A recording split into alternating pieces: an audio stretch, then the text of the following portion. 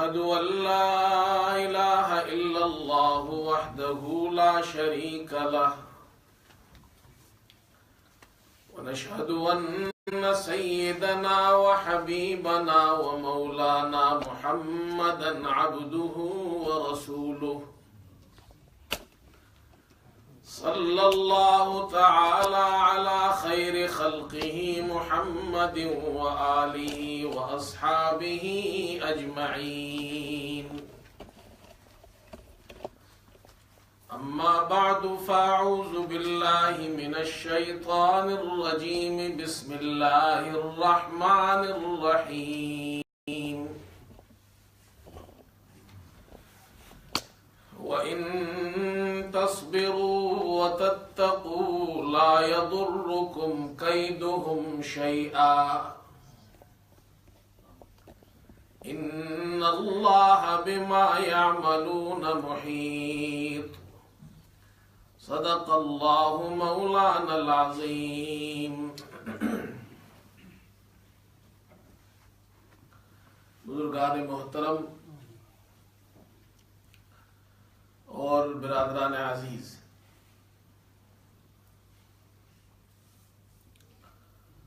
موجودہ دور ترقی کا دور ہے. دنیا میں بہت زیادہ ترقی ہو چکی ہے اور مزید ہو رہی ہے.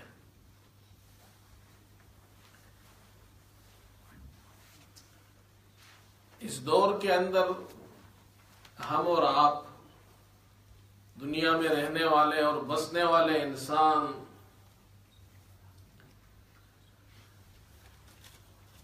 جب ایک جگہ سے دوسری جگہ جاتے ہیں، سفر کرتے ہیں، تو بہت سی سواریاں اس دور میں بن چکی ہیں، اسے استعمال کرتے ہیں. گاڑیاں ہیں، بسیں ہیں، اور اسی طرح ریل گاڑیاں ہیں، ٹرینز ہیں. ایک زمانہ تھا کہ یہ چیزیں نہیں ہوتی تھی. گھوڑوں پر اسفار کیے جاتے تھے، اونٹوں پر کیے جاتے تھے، اور گھوڑا گاڑی اور اونٹ گاڑیاں ہوتی تھیں. اب اسفار کے لیے اس دور کی سواریاں اور گاڑیاں، بسیں، گاڑی، ٹرینز، ریل گاڑیاں استعمال ہوتی ہیں.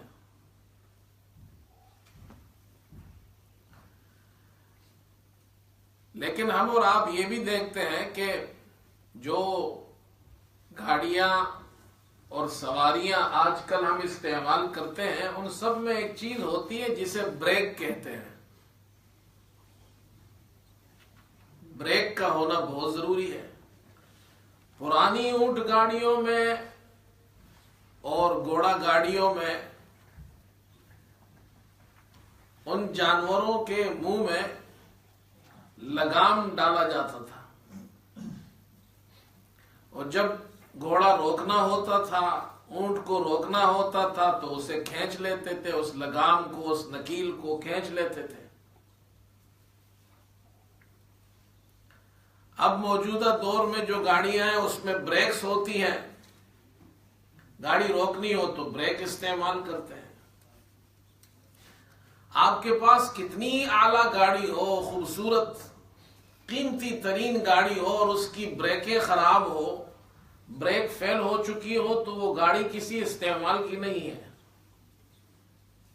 بریک کا ہونا ضروری ہے آپ کی سیفٹی کے لیے اور دوسروں کی سیفٹی کے لیے.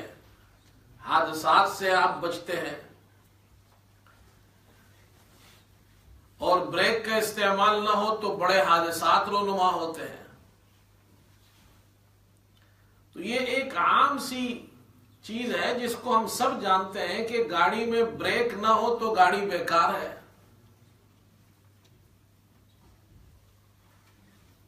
اسی طرح میرے دوستو اللہ تعالیٰ نے مسلمانوں کو دنیا میں زندگی گزارنے کا ایک طریقہ بتایا ہے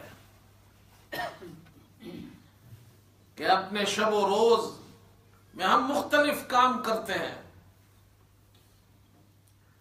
لیکن اس زندگی کو گزارنے کے لیے مسلمانوں کو ایک بریک دیا گیا ہے، ایک لگام ہے۔ اگر یہ بریک اور لگام ہو اور صحیح کام کرتے ہو تو مسلمان کی زندگی صحیح گزرتی ہے، اور اگر اس کے پاس بریک ہی نہ ہو تو پھر وہ اپنی زندگی غلط استعمال کرتا ہے، وہ اپنے آپ کو تکلیف دیتا ہے، وہ اپنی دنیا برباد کرتا ہے، اپنی آخرت برباد کرتا ہے، وہ دوسروں کو نقصان پہنچاتا ہے، وہ اذیت کا سبب بنتا ہے۔ اس کی بریکیں فیل ہو گئی ہے، اب وہ نقصان کا ذریعہ بن رہا ہے، وہ انسانوں کے لیے خطرہ بن رہا ہے۔ میرے دوستو وہ بریک کیا ہے؟ اس بریک کو تقوی کہتے ہیں۔ تقوی ہے مسلمان کے پاس، تقوی ہے اس کے پاس، اس کی بریکیں ٹھیک کام کرتی ہیں، وہ اپنے آپ کو بھی نقصان نہیں پہنچاتا، دوسروں کو بھی نقصان نہیں پہنچاتا۔ اگر اس کے پاس تقوی نہیں ہے، اس کی بریکیں خراب ہو گئی ہیں، فیل ہو گئی ہے، تو وہ دوسروں کو نقصان پہنچائے گا، اذیت دے گا۔ اس کو تقوی کہتے ہیں۔ قرآن پاک میں اللہ تعالیٰ نے جہاں ہمیں اور اللہ کے رسول صلی اللہ علیہ وسلم نے اپنی سنت مبارکہ اور احادیث میں ہمیں جہاں اچھی اچھی تعلیمات دی ہیں، ان میں ایک اچھی تعلیم تقوی کی دی ہے۔ تقوی کا ہونا ضروری ہے تمہارے لیے، یہ تمہاری بریکیں ہیں، یہ تمہیں گناہ سے روکتا ہے۔ یہ تقوی یہ ایسا بریک ہے جو تمہیں ہر برے کام سے روکتا ہے، یہ تمہیں جرم سے روکتا ہے، یہ اللہ کو اور اللہ کے رسول کو ناراض کرنے سے روکتا ہے۔ حضرت عمر رضی اللہ تعالی عنہ ایک مرتبہ ابی ابن کعب سے پوچھتے ہیں، یہ ابی ابن کعب، اللہ اکبر، یہ صحابہ میں مشہور تھے، اقرأہم ابی، صحابہ میں سب سے بڑے قاری، قرآن کے بڑے قاری۔ حضور نے فرمایا صلی اللہ علیہ وسلم نے، تم میں سب سے بڑا قاری اقرأہم ابی، صحابہ میں سب سے بڑے قاری وہ حضرت ابی ابن کعب تھے، بہت بڑے قاری تھے۔ ایک مرتبہ رسول کریم صلی اللہ علیہ وسلم نے حضرت ابی ابن کعب سے ارشاد فرمایا، ان اللہ امرنی ان اقرأ علیک لم یکن الذین کفروا، اے ابی، اللہ نے مجھے یہ حکم دیا ہے کہ میں تمہیں لم یکن الذین کفروا سورہ بینہ سناؤں۔ تو حضرت ابی بڑے خوش ہوئے، فرمایا اللہ نے میرا نام لے کر کہا ہے کہ ابی کو سناؤ؟ حضور نے فرمایا ہاں، اللہ نے تمہارا نام لے کر مجھ سے کہا ابی کو سناؤ۔ یہ سننا تھا کہ ابی رو پڑے، اللہ اکبر، خوشی سے رو پڑے، اللہ نے میرا نام لیا ہے، اپنے حبیب سے اللہ نے فرمایا ہے میرا نام لے کر۔ تو قرآن کے بڑے قاری تھے، عمر نے ان سے پوچھا ابی سے کہ تقوی کسے کہتے ہیں؟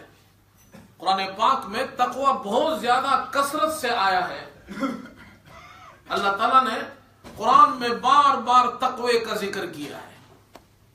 جن لوگوں نے تقوی کو قرآن پاک میں تلاش کیا، شمار کیا، وہ فرماتے ہیں قرآن میں یہ لفظ تقوی مختلف صیغوں کے ساتھ پورے قرآن میں 258 مرتبہ اس کا ذکر آیا ہے، 258 ٹائمز اللہ نے تقوی کا ذکر قرآن میں کیا ہے۔ تو انہوں نے وہ بہت بڑے قاری سے پوچھا، ابی ابن کعب سے، حضرت عمر نے تقوی کسے کہتے ہیں؟ تو حضرت ابی نے حضرت عمر سے ارشاد فرمایا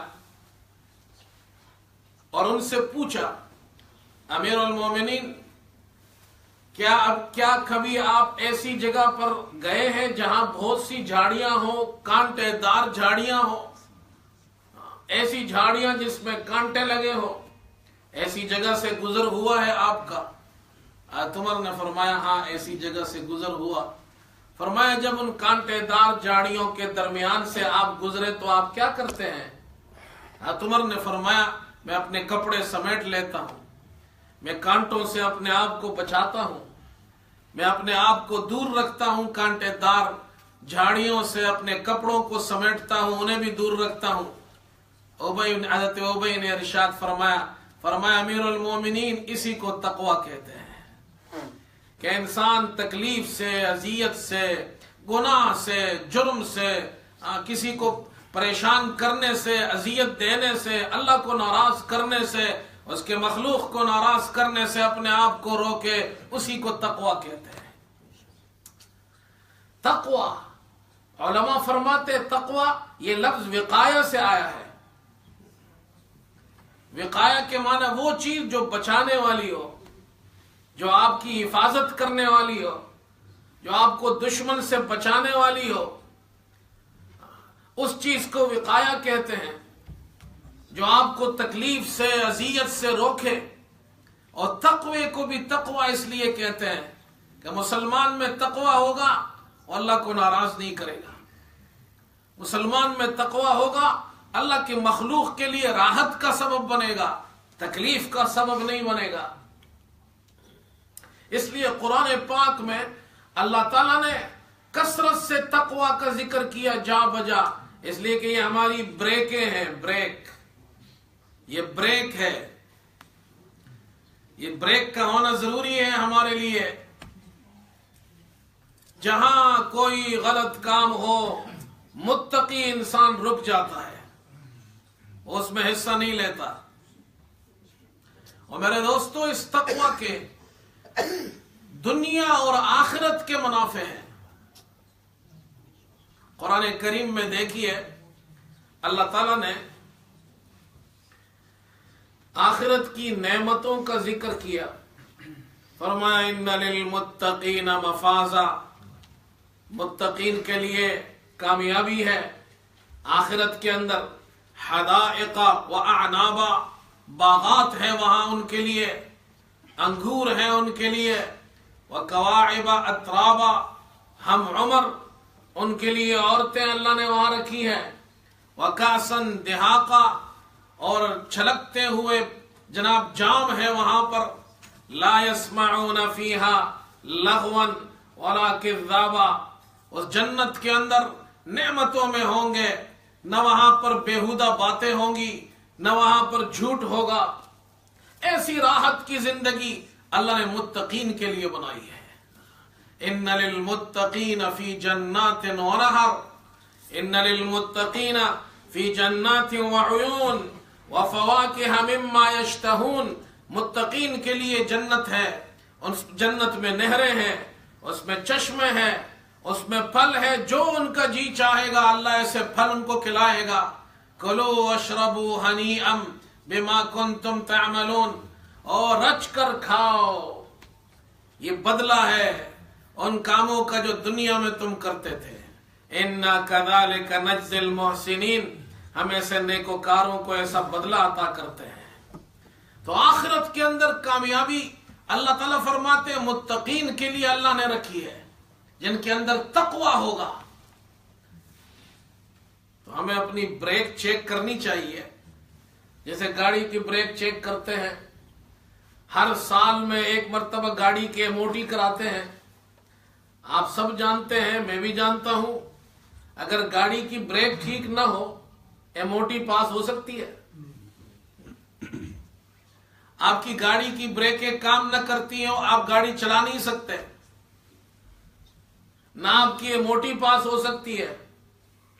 تو ہماری زندگی کی جو گاڑی ہے، ایک مسلمان کا جو دنیا کے اندر وہ ایک مسلمان بن کر زندگی گزارتا ہے، اگر اس کی ساری چیزیں ٹھیک ہو، مسلمان بھی ہو، اللہ کو مانتا ہے، شرک نہیں کرتا، اللہ کے رسول پر ایمان ہے، اللہ کے رسول کی ختم نبوت پر ایمان، فرشتوں پر ایمان، قیامت پر ایمان، سب کو مانتا ہے، نماز بھی پڑھتا ہے، روزہ بھی رکھتا ہے، زکوٰۃ بھی دیتا ہے، حج بھی کرتا ہے، سارے ایک اچھے کام، لیکن اس کے اندر تقوی نہیں، تو یہ ایسا ہی ہے جیسے بہت خوبصورت عالی شان قیمتی گاڑی ہو، ایک کار ہو جس کے اندر اچھی اچھی چیزیں لگی ہوئی ہو، 2017 کی لیٹسٹ گاڑی ہو، لیکن اس کی بریکیں فیل ہو، وہ گاڑی کسی کام کی نہیں جب تک اس کی بریک ٹھیک نہ ہو۔ مسلمان کتنا ہی اچھا ہو، اس میں تقوی نہ ہو تو ایکسیڈنٹ کا خطرہ ہے، حادثات کا خطرہ ہے، وہ اپنے آپ کو نقصان پہنچائے گا۔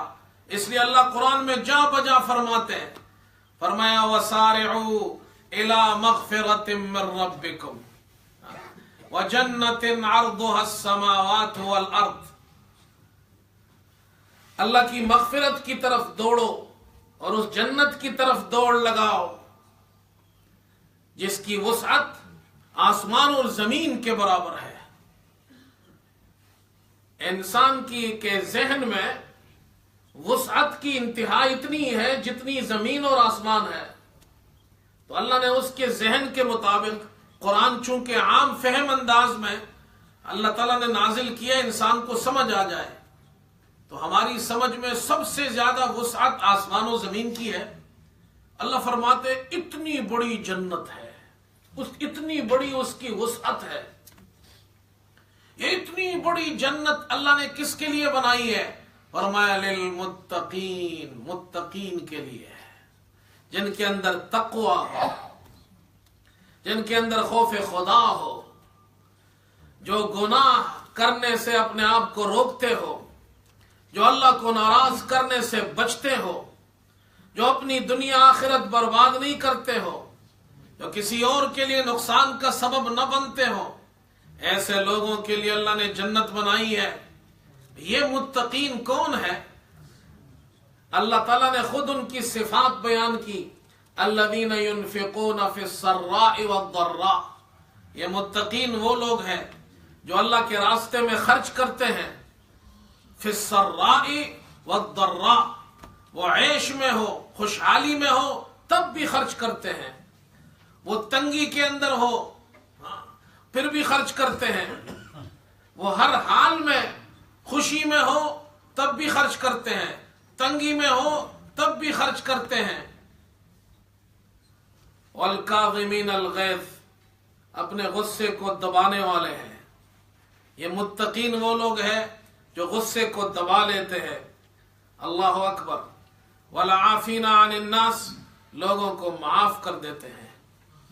واللہ یحب المحسنین، اللہ ایسے نیک لوگوں کو سے محبت کرتا ہے۔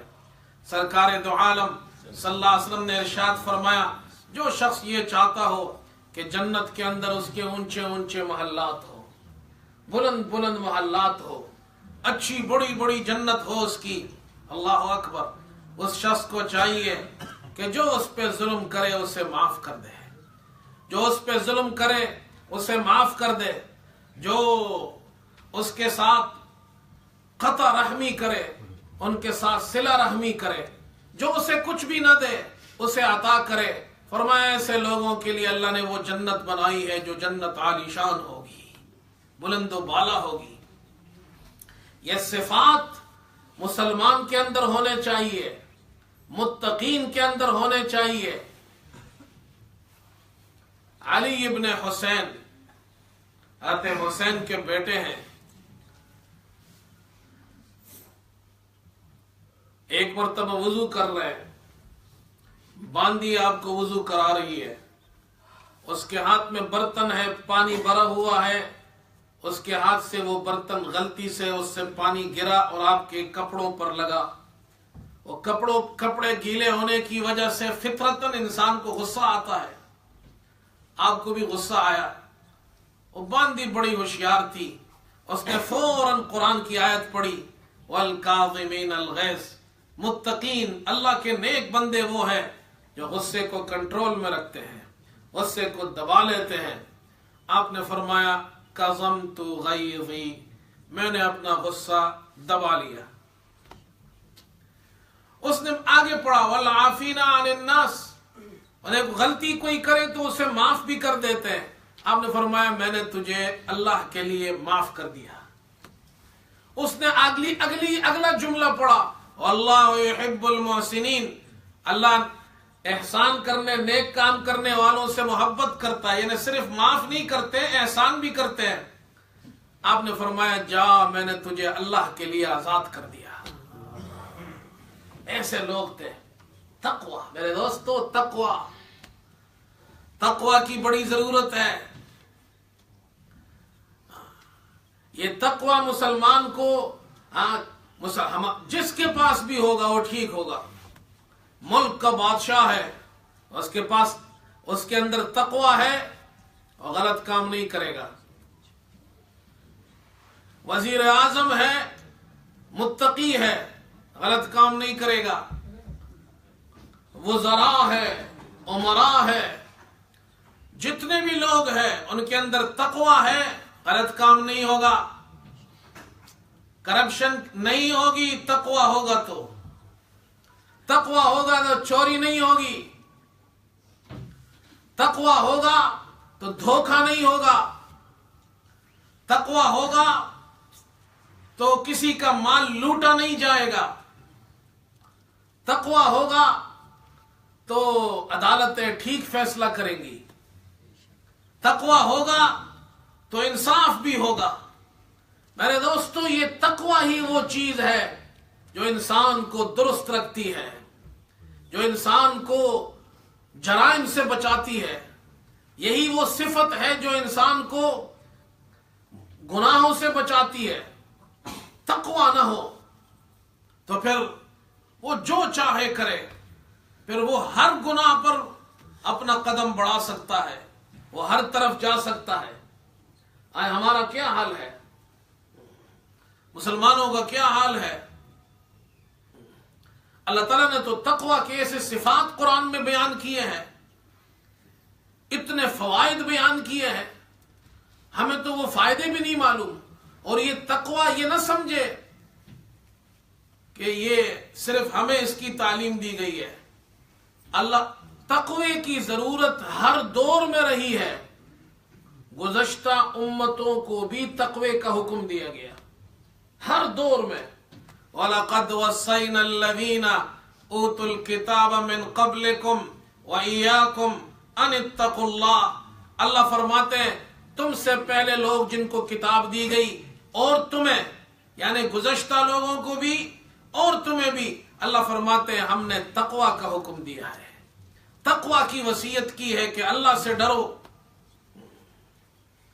تقوی کا ایک فائدہ، اللہ اکبر، وَمَن يَتَّقِ اللَّهَ يُكَفِّرْ عَنْهُ سَيِّئَاتِهِ وَيُعْظِمْ لَهُ أَجْرًا.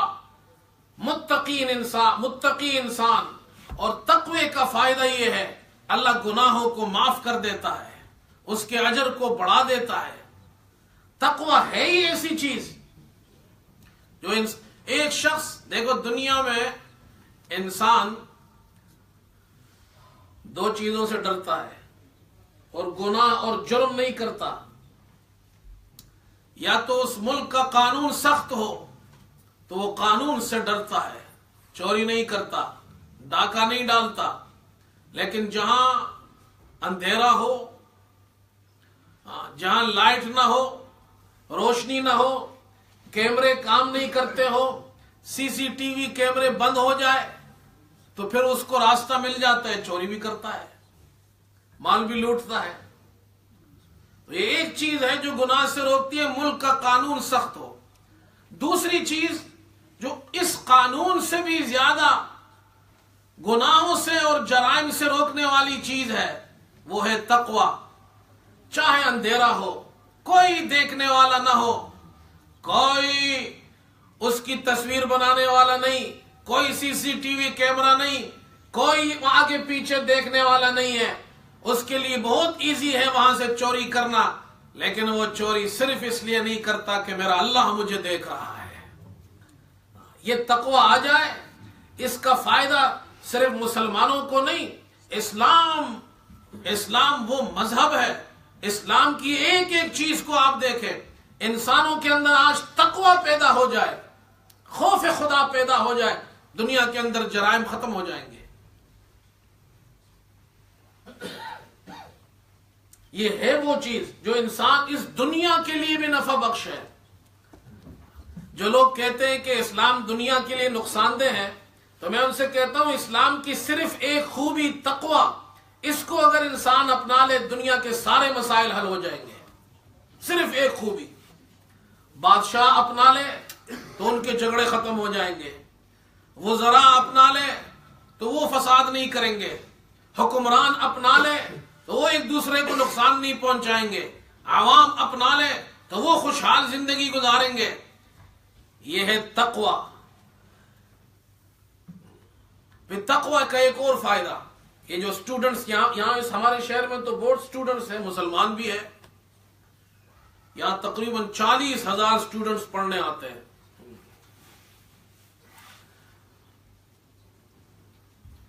علم حاصل کرتے ہیں، اور بہت سے ہمارے مسلمان دینی علوم حاصل کرتے ہیں، دنیاوی علوم حاصل کرتے ہیں۔ علم ایک بہت بڑی ضرورت ہے۔ اسلام تو سب سے زیادہ وہ علم کی طرف ترغیب دیتا ہے، لیکن میرے دوستو اللہ فرماتے ہیں اگر تمہیں علم حاصل کرنا ہے تو اس کا ایک راستہ اللہ نے قرآن میں بتایا، واتقوا اللہ، اللہ سے ڈرو، تقوی اختیار کرو، واتقوا اللہ، تقوی اختیار کرو، اللہ سے ڈرو، وَيُعَلِّمُكُمُ اللَّهُ، اللہ تمہیں علم عطا کرے گا۔ امام شافعی فرماتے ہیں میں نے اپنے استاذ حضرت وکیع سے ایک مرتبہ یہ پوچھا کہ مجھے حافظہ کمزور ہے، یاد نہیں رہتا۔ بہت سے طلبہ ہوتے ہیں ان کا حافظہ کمزور ہوتا ہے، وہ ہمارے پاس بھی آتے ہیں، پوچھتے مولوی صاحب کوئی وظیفہ بتاؤ کہ ہمارا حافظہ قوی ہو جائے، یاد نہیں رہتا، حافظہ کمزور ہے۔ تو امام شافعی فرماتے ہیں، فرمایا کہ شکوت الی وکیع سوء حفظی فاوصانی الی ترک المعاصی، میں نے اپنے استاد وکیع سے پوچھا حافظہ کمزور ہے، انہوں نے مجھے نصیحت کی کہ گناہ چھوڑ دو۔ شکوت الی وکیع سوء حفظی فاوصانی الی ترک المعاصی فإن العلم نور من الہی ونور اللہ لا یعطى لعاصی، اس لیے کہ یہ علم یہ اللہ کی طرف سے ایک نور ہے، اور اللہ یہ نور گنہگار کو نہیں دیتا ہے۔ یہ نور اللہ اسی کو دیتا ہے جس کے اندر تقوی ہو، جس کے اندر نیکیاں ہو، جس کے اندر خوبیاں ہو۔ واتقوا اللہ ویعلمکم اللہ۔ میرے دوستو تقوی کے فائدے آپ گنتے جائیں، قرآن میں اللہ نے تقوی کے فوائد بیان کیے، دنیاوی فوائد بھی بیان کیے، اخروی فوائد بھی بیان کیے۔ تقوی کا ایک فائدہ بیان کیا، وَمَن يَتَّقِ اللَّهَ يَجْعَلْ لَهُ مَخْرَجًا وَيَرْزُقْهُ مِنْ حَيْثُ لَا يَحْتَسِبُ، اللہ فرماتے جو بھی تقوی اختیار کرے، اللہ اکبر، وَمَن يَتَّقِ اللَّهَ، جس نے بھی تقوی اختیار، امیر ہو یا غریب ہو، کالا ہو یا گورا ہو، عربی ہو یا عجمی ہو، مکے کا رہنے والا ہو، مدینے کا رہنے والا ہو، کسی غریب ملک کا رہنے والا ہو، کوئی یتیم ہو، اونچے خاندان کا ہو، نچلے خاندان کا ہو، کوئی بہت بڑا شیخ اور بزرگ ہو یا کوئی عام مسلمان ہو، اللہ نے قرآن کے اندر اتنا اچھا وظیفہ ہمیں دیا ہے، فَمَن يَتَّقِ اللَّهَ، جس نے بھی تقوی اختیار کیا، يَجْعَلْ لَهُ مَخْرَجًا، اللہ فرماتے ہیں ہم تکلیف کے اندر اس کے لیے آسانی کا راستہ، نکلنے کا راستہ پیدا کر دیں گے۔ مخرج کہتے ہیں ایگزٹ کو۔ اس ملک کے اندر تو ہم قانون کے اندر رہتے ہیں نا، ہر گھر کے اندر، ہر ادارے کے اندر، جہاں بھی آپ جائیں ایک دروازہ ہوتا ہے جس کو ایگزٹ کہتے ہیں۔ یہ ایگزٹ کا ہونا ضروری ہے، ہمارے یہاں بھی ہے، یہاں بھی ایگزٹ ہے، وہاں بھی ہے، اوپر بھی ہے، ہر جگہ ایگزٹ۔ یہ ایگزٹ کیوں ہوتا ہے؟ خدا نہ خواستہ کوئی آفت آ جائے، کوئی آگ لگ جائے، تو پھر ان راستوں سے ایگزٹ سے پھر آدمی نکل جائے، ان کی جان بچ جائے۔ اللہ فرماتے ہیں دنیا کے اندر جتنی بھی آفتیں ہیں، جتنی بھی پریشانیاں ہیں، جتنی بھی مصیبتیں تمہیں چاروں طرف سے گھیر لیں، تم اپنے لیے ایگزٹ ضرور بناؤ. اور ایگزٹ کیا ہے؟ اللہ سے ڈرنا اور تقوی ہے. یہ تمہارے پاس ہے تو اللہ تمہیں اس ایگزٹ سے نکال دے گا. تمہیں کوئی چیز نقصان نہیں پہنچائے گی. وَيَرْزُقْهُ مِنْ حَيْثُ لَا يَحْتَسِبُ، اللہ اسے وہاں سے رزق دے گا جہاں سے اسے گمان بھی نہیں ہوگا. عوف ابن مالک اشجعی صحابی رسول ہے رضی اللہ تعالی عنہ. ایک مرتبہ سرکار دو عالم صلی اللہ علیہ وسلم کی خدمت اقدس میں حاضر ہوئے. انہوں نے اپنے 3 شکایتیں بیان کی، 3 تکلیفیں بیان کی. فرمایا اللہ کے رسول، میرا بیٹا سالم ان کا بیٹا تھا، مشرکین کی قید میں چلا گیا ہے، دشمن نے اسے قید کر لیا ہے. پہلی تکلیف. دوسری بڑی تکلیف یہ، اس کے قید ہونے کی وجہ سے میری بیوی یعنی میں اس کی ماں سخت پریشان ہے. ایک تو بیٹا قید میں اور ایک میری بیوی وہ اور زیادہ پریشان ہے. اور تیسری تکلیف فقر و فاقہ ہے. کتنی تکلیفیں ہو گئی؟ 3 تکلیفیں. حضور صلی اللہ علیہ وسلم نے وظیفہ دیا، آپ نے بھی 3 چیزیں بتائی، 3 کام کرو. نمبر 1، اللہ سے ڈرو، تقوی اختیار کرو. نمبر 2، صبر کرو، یہ تکلیف آئی ہے اس پر صبر کرو. نمبر 3، لا حول ولا قوت الا باللہ پڑھو. یا میرے پاس بعض مرتبہ لوگ آتے، جی مولوی صاحب پریشانی ہے، وہ اپنی ایک پریشانی لاتے ہیں، صحابی نے تو 3 پریشانیاں بیان کی، اور پریشانیاں بھی بڑی سخت. فقر و فاقہ بھی ہے، بیوی بھی پریشان ہے، اور بیٹا قید میں ہے. تو ہمارے پاس کوئی آتا ہے اپنی پریشانی لے کے، تو میں ان سے کہتا ہوں لا حول ولا قوت الا باللہ پڑھو، تو وہ آگے سے میرا منہ دیکھتا ہے، مولوی صاحب کہہ کیا رہے ہیں کہ لاہور بھی کوئی وظیفہ ہے پڑھنے کا؟ ہمارے یہاں لاہور کو تو کوئی وظیفہ ہی، وہ تو کہتے ہیں جی پیر صاحب ایسا ہونا چاہیے کہ جی یہاں تو جناب جو بھی کوئی آئے اسے آپ کے تم پہ جادو ہو گیا، بڑا خوش ہو جاتا ہے، جی بڑے پہنچے ہوئے پیر ہے جی، انہیں فوراً بتا دیا جی تم پہ جادو ہو گیا ہے. ہر آدمی پہ جادو ہو گیا ہے، ہر آدمی پہ جناب کیا ہے، سایہ ہو گیا ہے. اور پھر جناب وظیفہ کیا ہے جی، اتنی چیزیں صبح جلانی ہے، اتنی چیزیں شام کو جلانی ہے، 2 قبروں کے درمیان میں رکھنی ہے، اور یہ کرنا ہے، اور الو کا سر لے کر آنا ہے، اور کالی بکری کاٹنی ہے، کالا مرغا. یہ کیا چیز ہے؟ یہ 2 تعویذ ہے، اس کو فلاں جگہ دبا دو، تب جا کے ان کو تسلی ہوتی، ہاں یہ بڑے پیر صاحب ہیں. رسول کریم صلی اللہ علیہ وسلم نے یہ چیزیں نہیں کی ہے. پوری حدیث کی کتابیں نوٹ کر لیں، نہ آپ کو کالے بکرے نظر آئیں گے، اس میں ان کے سر نظر آئیں گے، نہ ان کا خون نظر آئے گا. سمپل بات اگر کی ہے تو اللہ کے راستے میں دو، کسی غریب کو کھلاؤ. آپ صلی اللہ علیہ وسلم نے سمپل وظیفہ دیا، اللہ اکبر، تقوی اختیار کرو، صبر کرو.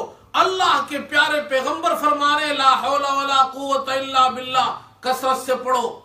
یہ وظیفہ یہ کسی پیر کا وظیفہ نہیں ہے، یہ اللہ کے رسول صلی اللہ علیہ وسلم کا بتایا ہوا وظیفہ ہے. اور اس ایمان اور یقین کے ساتھ آپ پڑھیں، آپ کی تکلیفیں بھی حل ہوں گی.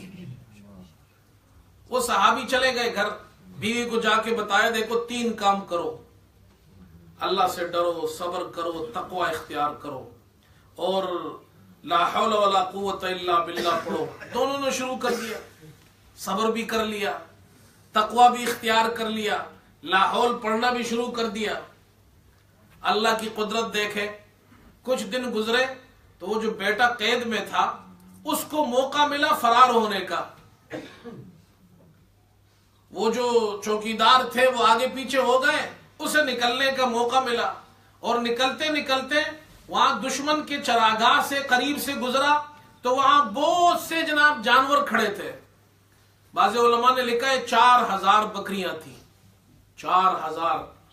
تو وہ بھی ہانکتا ہانکتا اپنے ساتھ لے آیا اور دشمن کے علاقے سے نکل گیا. اور والد باہر گھر کے باہر کھڑا ہے، دیکھا دور سے ایک آدمی آ رہا ہے، بہت سارا ریوڑ ہے، قریب آیا تو میرا بیٹا ہے، بیوی کو آواز دی، اس ایک پیغمبر صلی اللہ علیہ وسلم کے بتائے ہوئے وظیفے پہ عمل کیا، اللہ نے ایک ہی موقع پر تینوں مسئلے حل کر دیے، بیوی بھی خوش ہو گئی، بیٹا بھی مل گیا، اور آنن فانن 4000 بکریاں بھی مل گئی۔ حضور صلی اللہ علیہ وسلم کی خدمت میں پہنچے، اللہ کے رسول وظیفہ تو بڑا زبردست تھا، تینوں کام اکٹھے ہو گئے، لیکن مسئلہ یہ پوچھنا ہے یہ 4000 بکریاں ہیں تو میرا بیٹا وہاں دشمنوں کی بگا کے لایا ہے، کیا ہم اسے استعمال کر سکتے ہیں؟ حضور نے فرمایا ہاں یہ تمہاری ہو گئی ہے۔ میرے دوستو اس کو تقویٰ کہتے ہیں۔ یہ تقویٰ ہمارے اندر آج نہیں ہے، یہ تقویٰ آج ہم سے نکل گیا ہے۔ کیسے ہمارے ملک کے اندر ایک بل پاس ہو جاتا ہے، کیا اللہ کے رسول صلی اللہ علیہ وسلم کی ختم نبوت پر ہمارا ایمان نہیں؟ بولو بھائی، کیا اس کے لیے مسلمانوں نے قربانیاں نہیں دی؟ کیا وہ بل پاکستان کی قومی اسمبلی میں پاس نہیں ہوا تھا؟ اسی لیے اتنا زمانہ گزر چکا ہے، میں ویسے بھی کسی پہ ممبر پر بیٹھ کر تو تنقید کرتا نہیں، لیکن نجی مجالس میں بھی میں ذوالفقار علی بھٹو کو میں کبھی برا نہیں کہتا، ان کا نام بھی احترام سے لیتا ہوں، سب کا نام ہم احترام سے لیتے ہیں، لیکن اس کی عزت اگر ہمارے دل میں ہے صرف ایک وجہ سے ہے کہ اس نے ناموس سے ختم نبوت کے اس بل پر دستخط کیے تھے۔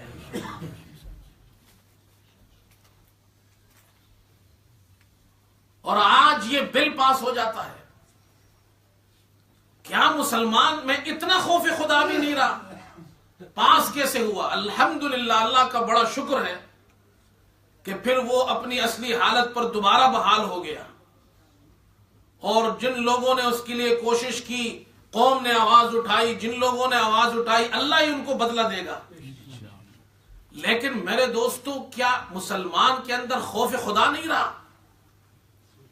دنیاوی مفاد کے لیے ہم ختم نبوت، یہ عقیدہ ایسا ہے میرے دوستو کہ یہ ایسا عقیدہ یاد رکھے، مسلمان کو مسلمان ہونے کے لیے بہت سی چیزوں پر ایمان لانا ضروری ہے۔ آمنت باللہ وملائکتی وکتبی ورسلی والیوم الآخر والقدر خیری وشری من اللہ تعالی والبعث بعد الموت، پوری ایمانیات ماننی پڑے گی۔ اسلام میں داخل ہونے کے لیے آپ کو بہت سی چیزیں ماننی پڑتی ہے، لیکن اسلام سے خارج ہونے کے لیے کسی بھی ایمانیات میں سے ایک چیز کا انکار کر دے، اسلام ختم ہو جائے گا۔ ختم نبوت کا یہ عقیدہ جس پر پوری ہماری اسلام کی عمارت اور ایمانیات کھڑی ہے۔ اس لیے میرے دوستو، میں نے شروع میں عرض کیا، اگر حکمرانوں میں تقوی ہوگا، خوف خدا ہوگا، کبھی بھی غلط کام نہیں ہوگا۔ جب خوف خدا ہی نہیں ہے، وہ بھی ایک حکمران تھے ایک زمانے میں، اللہ ہمارے یہاں تو ایسے وزراء ہیں جن کو قرآن دیکھ کر پڑھنا نہیں آتا۔ کیا آپ کو نہیں معلوم؟ نماز ان کو نہیں آتی، جنازہ پڑھنا ان کو نہیں آتا، اور وہ جناب قوم کی کیا خدمت کریں گے، ملک کی کیا خدمت کریں گے۔ ایک دور تھا، اللہ اکبر، خواجہ قطب الدین بختیار کاکی رحمت اللہ علیہ، بڑے بزرگ گزرے، ان کا انتقال ہوا، جنازہ لایا گیا، میدان میں دنیا ہے، بڑے بڑے علماء، مشائخ، بزرگ، اولیاء اکرام، سارا مجمع ہے۔ اتنے میں ایک شخص کھڑا ہوا، کہا میں خواجہ بختیار کاکی کا وکیل ہوں، انہوں نے یہ وصیت کی تھی کہ میرا جنازہ وہ شخص پڑھائے گا جس کے اندر یہ باتیں موجود ہو۔ نمبر 1، اس کی تکبیر اولیٰ کبھی فوت نہ ہوئی ہو۔ نمبر 2، اس نے تہجد کی نماز کبھی نہ چھوڑی ہو۔ نمبر 3، غیر محرم کی طرف جان بوجھ کر کبھی اس نے نگاہ نہ ڈالی ہو۔ الفاظ پہ ذرا غور کریں۔ نمبر 4، اور اس کی نیکی کا عالم یہ ہو کہ اس نے عصر کی سنتیں بھی کبھی نہ چھوڑی ہو۔ سکوت چھا گیا مجمع پر، ایک آدھ شخص بھی آگے بڑھنے کے لیے تیار نہیں ہے۔ کافی دیر گزری، اعلان ہو رہا ہے جس میں یہ 4 باتیں ہو وہ آ کر خواجہ صاحب کا جنازہ پڑھائے، کوئی بھی ہو، کوئی بھی شخص ہو۔ اتنے میں ایک شخص آتا ہے، چادر اس نے اپنے چہرے کو چادر سے لپٹا ہوا ہے، چہرہ نظر نہیں آتا۔ آگے بڑھ کر خواجہ صاحب کے چہرے سے کفن کو اٹھاتا ہے اور کہتا ہے، خواجہ صاحب آپ تو دنیا سے چلے گئے، لیکن آج میرا پردہ آپ نے فاش کر دیا ہے۔ مجھے اب بتانا پڑے گا لوگوں کو کہ میں وہ شخص ہوں جس کے اندر یہ 4 باتیں موجود ہیں۔